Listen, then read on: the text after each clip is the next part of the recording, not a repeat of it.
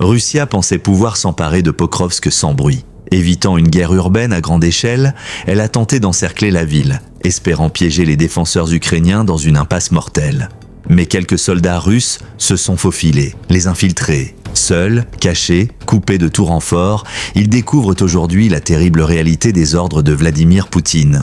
L'Ukraine n'a pas simplement réagi, elle les traque sans pitié. Chercheurs et destructeurs, pas de pitié, pas d'hésitation. Ce que vous vous apprêtez à voir, c'est comment l'Ukraine transforme la stratégie furtive de la Russie en bain de sang. Les tactiques d'infiltration russes ont été méthodiques. De petites équipes de 2 ou 3 soldats pénètrent à Pokrovsk sous le couvert du brouillard ou de l'obscurité, abandonnant leurs équipements lourds pour se fondre parmi les civils. Cette ruse, connue sous le nom de perfidie, constitue un crime de guerre. Elle brouille la frontière entre combattants et civils, forçant l'Ukraine à choisir entre risquer des victimes civiles ou laisser l'ennemi agir librement. L'objectif est simple, s'infiltrer, semer le chaos, affaiblir les défenses avant une attaque russe d'ampleur. Mais les forces ukrainiennes ne sont pas dupes. Leur réponse est implacable. Des unités spécialisées mènent des opérations de recherche et destruction à travers le centre de Pokrovsk avec un ordre clair. Trouver les infiltrés, les éliminer.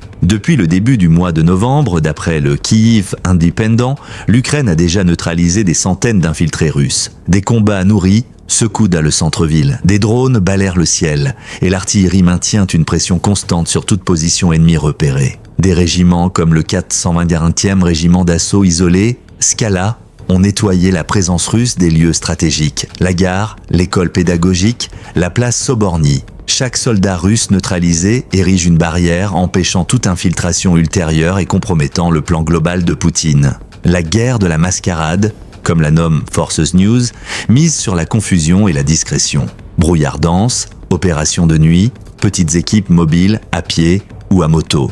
Autant de méthodes qui ont permis à des soldats russes de s'infiltrer à Pokrovsk sans être détectés. Mais les forces d'assaut aéroportées ukrainiennes ont su s'adapter rapidement, combinant guerre urbaine classique et reconnaissance assistée par drones. Des drones FPV plongent dans les repères ennemis, déclenchant des explosions, tandis que des drones de reconnaissance plus vastes surveillent les mouvements aériens, coordonnant avec les troupes au sol l'élimination systématique des menaces. Malgré le contrôle exercé par la Russie sur une partie du sud et de l'ouest de Pokrovsk, le centre demeure fermement entre les mains ukrainiennes. Les opérations de recherche et destruction font des ravages. 388 soldats russes tués, plus 87 blessés en moins d'un mois. Chaque opération ne réduit pas seulement le nombre d'ennemis. Elle compromet aussi toute tentative russe de consolider des forces pour une offensive centrale. Pokrovsk joue un rôle crucial, bien au-delà de sa valeur stratégique. Symbole, elle est la porte d'entrée vers le Donetsk. Sa chute offrirait à la Russie une victoire psychologique, un coup dur pour le moral ukrainien et une rampe de lancement pour frapper des villes clés comme Sloviansk ou Kramatorsk. Pourtant, l'Ukraine a anticipé cela. Des champs de mines, des goulets d'étranglement fortifiés, des murs de drones, autant d'obstacles dressés pour rendre toute nouvelle avancée russe extrêmement coûteuse.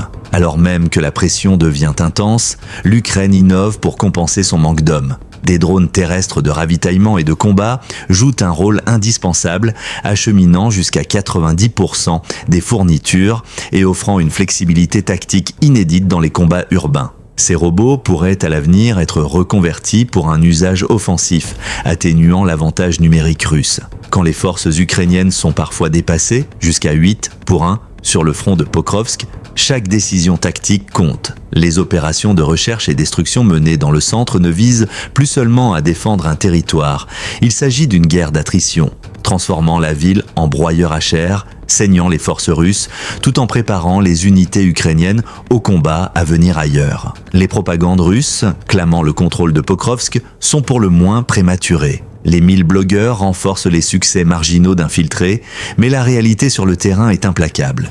Les forces ukrainiennes tiennent des positions clés et éliminent méthodiquement les soldats russes. Même si la Russie avance à la périphérie, le prix à payer est déjà effroyable. Des milliers de soldats ont péri, tandis que les contre-mesures brutales de l'Ukraine rendent chaque avancée meurtrière. Pokrovsk pourrait finalement tomber, mais la stratégie ukrainienne est claire à faire saigner l'ennemi, garder ouvertes les voies d'évacuation, transformer chaque rue en piège, chaque bâtisse en champ de bataille. Quand la Russie tentera un encerclement total, le coût en vie, en matériel, en morale, pourrait rendre la prise de la ville pyrrhique. Voici Pokrovsk, une ville devenue un redoutable terrain d'épreuve. Chaque infiltré traqué, chaque rue disputée, chaque drone déployé est le symbole de l'adaptabilité et de la brutalité de la défense ukrainienne. Le plan russe peut sembler audacieux, la riposte de l'Ukraine l'est plus encore, calculée, implacable, catastrophiquement efficace. Dans cette guerre, pour Pokrovsk, chaque mouvement compte.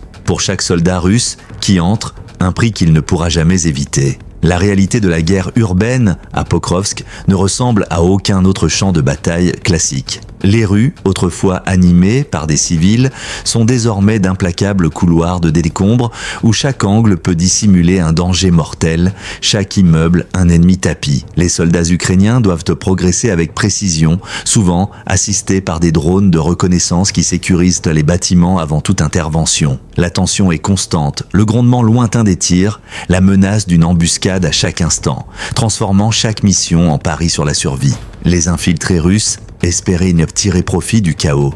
Mais les unités ukrainiennes sont formées pour ce genre de scénario.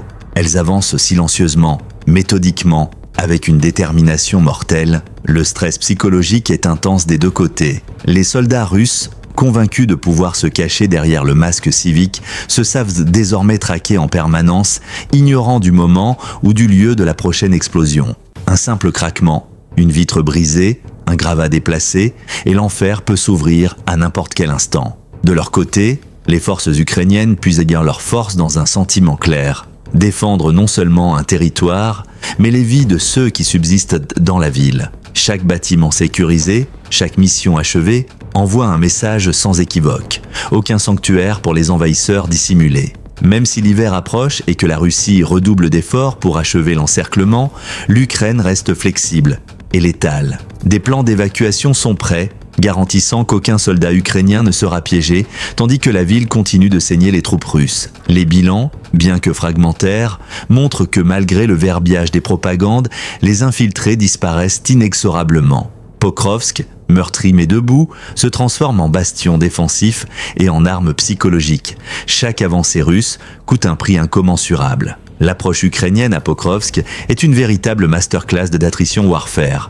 Un centre urbain réduit à l'état de zone de test, où chaque décision, chaque déplacement, chaque tir peut avoir des conséquences disproportionnées pour l'envahisseur. Alors que les combats se poursuivent, les habitants restants de Pokrovsk observent le déploiement militaire avec une peur mêlée d'espoir. Les ruines qui les entourent racontent de l'histoire de mois de guerre implacable. Chaque bâtiment détruit, témoignant des affrontements violents qui ont façonné le centre-ville. Les forces ukrainiennes exploitent cette connaissance du terrain.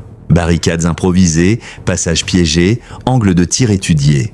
Les dos, infiltrés russes, habitués aux mouvements rapides et furtifs, se retrouvent pris au piège dans un labyrinthe où chaque pas peut être fatal. L'adrénaline et la tension sont palpables. Chaque échange de tirs résonne dans les rues vides, comme un avertissement pour ceux qui osent s'aventurer sans précaution. Malgré les pertes humaines et la pression constante, les forces ukrainiennes continuent à infliger un maximum de dégâts à l'ennemi, transformant la ville en une véritable épreuve de feu. Les artilleries, drones et escouades d'assaut travaillent de concert, déjouant les plans de Moscou et prolongeant la résistance ukrainienne bien au-delà de ce que l'on aurait pu imaginer. L'histoire de Pokrovsk n'est pas seulement celle de la destruction et de la guerre, elle est aussi celle de la détermination, de l'ingéniosité et du courage face à un adversaire qui tente de submerger la ville par la ruse et la force brute.